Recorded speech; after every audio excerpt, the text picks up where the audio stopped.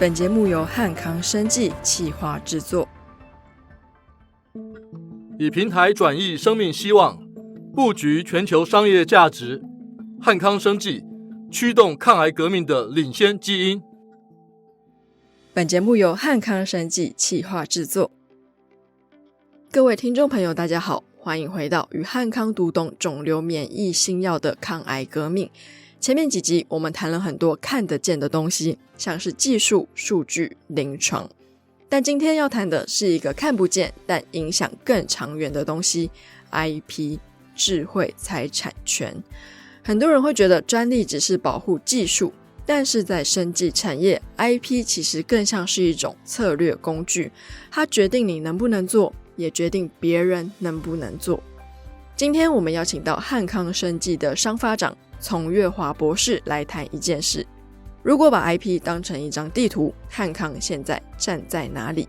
So today we are going to talk about something less visible, yet far more long-term in its impact, intellectual property or IP. Many people think of IP simply as a way to protect technology, but in the biotech industry, IP is much more than that.It's a strategic tool. It's determining not only what you can do, but also what others are allowed to do. Today, we are joined by Dr. Cong, our Chief Business Officer, to explore one key question. So, Dr. Cong, say hello to our audience. Hello, everyone. It is a pleasure for me to be here. And I'm really glad, actually, the opening remark has already covered the key differentiation for our innovative biotech industry versus, generic and biosimilar. It is absolutely paramountly important for a biotech like us and any successful biotech to consider intellectual property strategy for the long term. So I'm really pleased to be here and share my thoughts. Thank you, Dr. Cong. And I would like to start with a foundational but important question.Many people think of patent as a form of protection, but in your experience in business development, is IP more of a defensive tool, a bargaining chip, or does it actually determine whether you even have the right to enter a market? Oh, that's a very profound question. I'm glad you lead with this. So first of all, intellectual property obviously has everybody's understanding around IP patent, but also including the trade secret, know-how that we develop, scientific publication, as well as all those related intellectual results and data we accumulate, especially in the world of AI participating. Increasingly, we realize how important data are to us. So it is a very, very broad concept.And for any biotech company who wants to succeed in the business, I think intellectual property is not just defensive. It is actually a prerequisite for participation in this game. So it is like a ticket, like our right to play. And fundamentally, without it, we probably will be playing on other people's playground and defined by other people's rules, but that's not what we want.So it is not only important for us to own the so-called territory, i.e. our molecule, our mode of action, our formulation, and so on, but we also need to make sure that we can commercialize it in the long term. And we want to make sure that we will be able to have the bargaining chips, as you call it out, to negotiate a proper contract for potential partnerships. And also we need to devise a win-win strategy to defend ourselves.Yeah, so Hankook Bio was granted a U.S. patent in 2025, which is often seen as the highest level of validation for innovation. Could you interpret what obtaining this U.S. patent represents for the company? For a business perspective, what tangible legal and commercial advantages does this patent provide?Particularly in terms of global market expansion and licensing negotiations with major pharmaceutical companies? That's a very good question. And Hankook Bio 2025 and 26 has been really transformative years. Not only we've seen great progress in the clinical side, as covered by your podcast, And on the early discovery side, I'm sure that you cover that as well. And in our publications and communications with our investors and scientific community. But we also managed to secure our HCB101's US patent in 2025. And it is really actually very important, and I cannot emphasize it more, that US market important for two reasons. Obviously, one is the patent is widely considered as the gold standard, not only because the rigor of examination, but also because it lays a very solid foundation for our continuing patent strategy for HCB101. The other side, the US market is also super important because obviously it is for this commercial importance. It is the highest global standard for the IP protection, but also it's the largest commercial market that for any innovative drugs that everybody aiming to target. So it gives us a lot of commercial leverage, allow us to have a very strong positioning for licensing discussions as well. Yeah, so following that, in January 2026, HCB101 was also granted a patent in Japan. As the world's third largest pharmaceutical market, Japan Patent Office is known for its highly rigorous review standards, especially regarding biologic manufacturing and stability. Securing a Japanese patent is often considered a gateway to the high-end Asian pharmaceutical market. Why did HanKong Bio invest significant effort in targeting these two highly competitive markets, the US and Japan?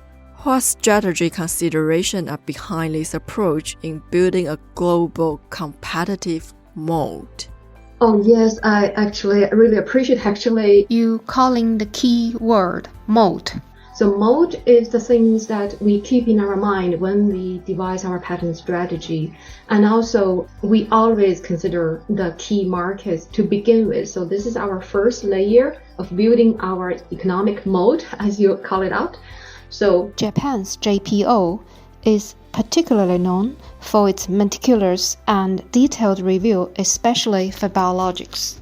So it not only actually check on the traditional composition matter, but also they check on the manufacturing is famously meticulous about chemistry, manufacture, and control.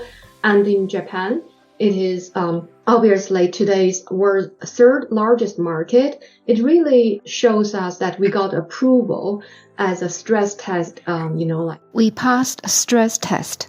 And the economic mode, by conquering both markets, the US and Japan, we built a fortress around the two most rigorously regulated markets. And hopefully by having these two markets in our pocket, we'll be able to build a very attractive position for our ongoing and continuing patent strategy because it has been tested, has been examined and approved. On top of that, I want to highlight allowing us to operate in Japan, meaning that actually we can have very good discussion with the Japanese partner as well. And the Japanese partner obviously would really pay much attention on specific indications, perhaps has more patient population in Japan versus US. So it gives us the unique region-specific angle that we can play as well. Yeah. And I think the investors are most concerned with value realization. In September 2025, HanKong Bio recognized its upfront licensing payment, achieving a record revenue of $10 million. Each patent approval can be seen as a form of value validation for the company. This also helps explain why the company successfully raised over $20 million in 2025, as investors recognize the value of legally protected assets. With US and Japan patent now secured, what are the company's next priorities in terms of global patent strategy? Speaking of strategy, so first of all, thanks to the US and Japan patent approval, we realized it can be directly monetized. So IP, intellectual property, although invisible and intangible, can be directly monetized, and it supports fundraising confidence. And beyond that, we are obviously, building our patent strategy, our IP strategy for the long term. And for HCB101, we obviously would prefer that we continue to expand. We will expand into the world's second largest market, that is European market, and also other key jurisdictions such as emerging market. Beyond the territory expansion, so that's one dimension, we will also add on layered protections. So we'll add on the layered protection to expand into other dimensions. For example, method of use, for example, anything related to the manufacturing. And as I mentioned at the beginning, intellectual property not only including the patent, but also it includes the know-how, trade secret, and so on. So around HCB101, we are building a complete package to protect it from different dimensions.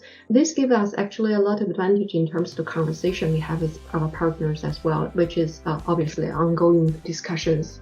Yeah, that is really important. And we have talked about licensing in earlier episodes. So from a BD perspective, how does an IP portfolio influence whether a potential partner is even willing to start a conversation? Is it about coverage or more about future scalability? It is so true, actually. I'm glad you talk about, whether they're willing to even start a conversation. So often when we talk about partnering before, when I sit on the other side of the table, or even now for Hancor, when we're considering to utilize other people's, like asset or technology, the first question we raise is how strong the IP protection around the asset of interest. So obviously this is as the ticket to enter into this playground. So that's the first question we have to ask. And as soon as we got a confirmative yes, the questions will go deeper into, how broad we are covering, whether the patent covers the key strategic market, as we just talked about. So obviously, all the major market, we have to have a very solid presence to allow the future successful commercialization and monetization through the IP protection strategy. But on the top of that, it also need to allow our patent and also our product to be defensible in that specific territory. So you're absolutely right. It's not only about the geographic coverage, but it also, really matters in terms of how scalable, how broad you can build a moat around this asset of interest, how strong you can develop the data package and all the trade secret, the know-how you build inside. So quite a lot of interesting, details has to be articulated in that conversation.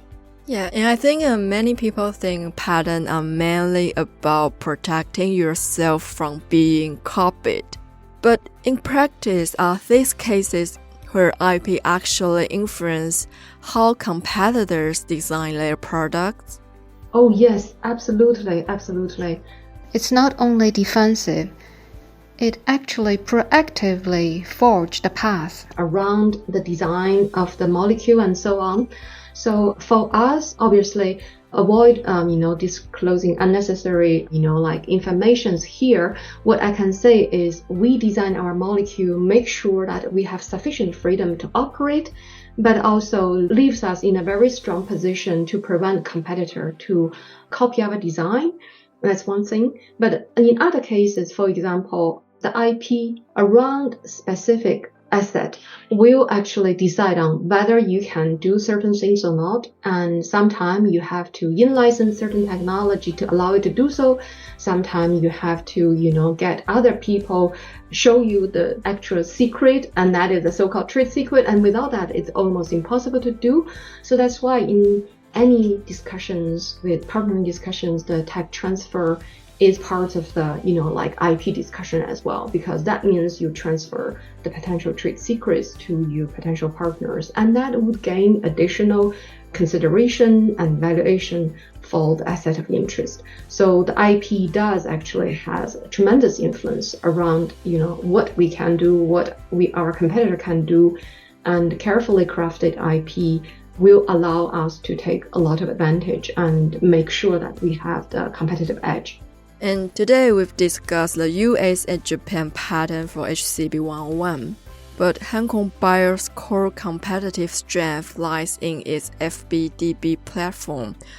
How does the success of HCB101's patent strategy create a ripple effect for subsequent programs such as HCB301, HCB303, and HCB206, and other pipeline assets when pursuing global patents? Does this indicate that Hankoh Bio is leveraging patent not only to protect individual product, but also to build a broader, harder to replicate technological ecosystem? Yeah, again, very strategic and very good question. It shows that you have profound understanding of our portfolio and our pipeline.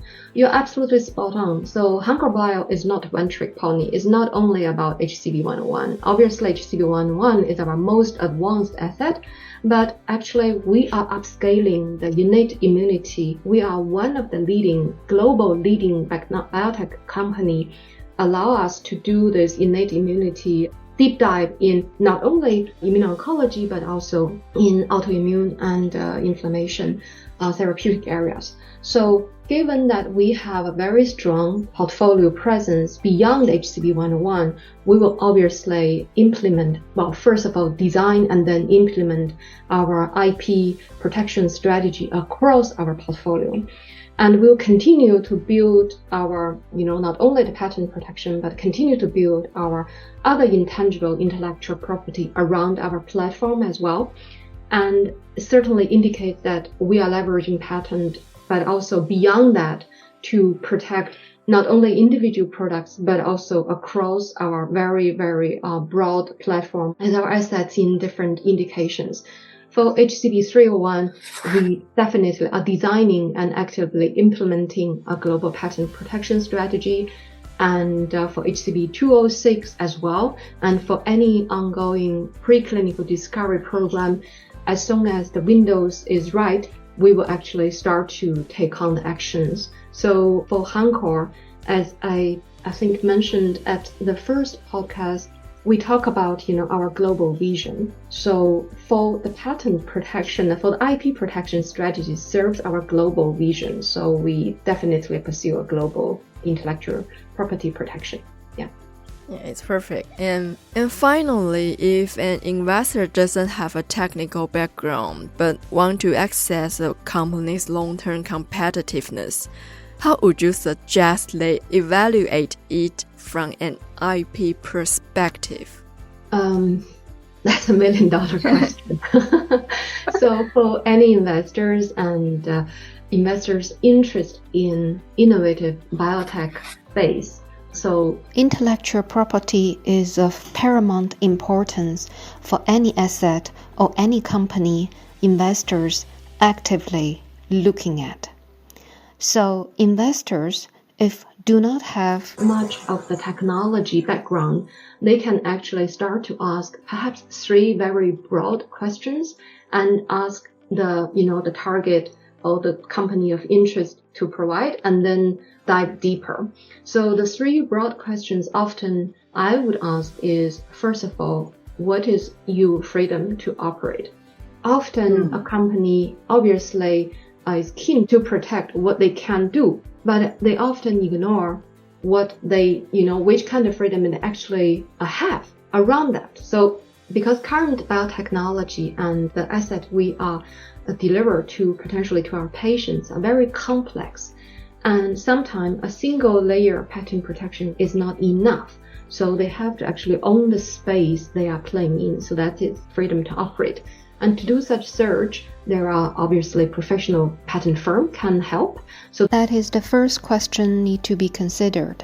Also want to check on the portfolio so-called density or the geographic coverage, the few dimensions that we just talked about.